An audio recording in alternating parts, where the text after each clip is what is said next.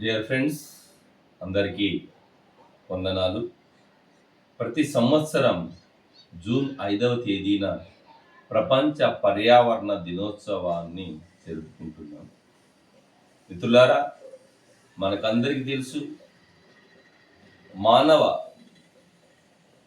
చర్యల మూలంగా ఈ ప్రకృతి ఎంత నాశనం జరిగిందో.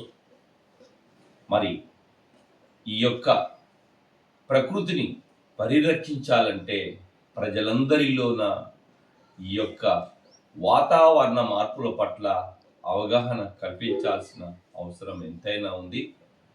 కాబట్టి ఈ జూన్ 5వ తేదీన ప్రకృతి గురించి మాట్లాడుకుందాం. అలాగే ప్రకృతికి మానవుడు చేసిన గాయాన్ని గురించి చర్చించుకుందాం. అలాగే ఈ యొక్క ప్రకృతి పునర్నిర్మాణాన్ని ఎలా సాధించాలో మాట్లాడుకుందాం. ప్రజలలో చైతన్యం కలిగిస్తేనే ఈ యొక్క పర్యావరణాన్ని మనమందరూ మళ్ళీ పునః ప్రతిష్ఠించిన వారం అవుతాం. కాబట్టి మిత్రులారా, చెట్లు నాటుదాం. ఇక ప్రకృతికి ఈ మధ్యలో జరిగే అతి గొప్ప విధ్వంసం ఏంటంటే విచ్చలవిడిగా ప్లాస్టిక్ వాడడం. ఎక్కడ చూసినా ప్లాస్టిక్ ప్లాస్టిక్ ప్లాస్టిక్.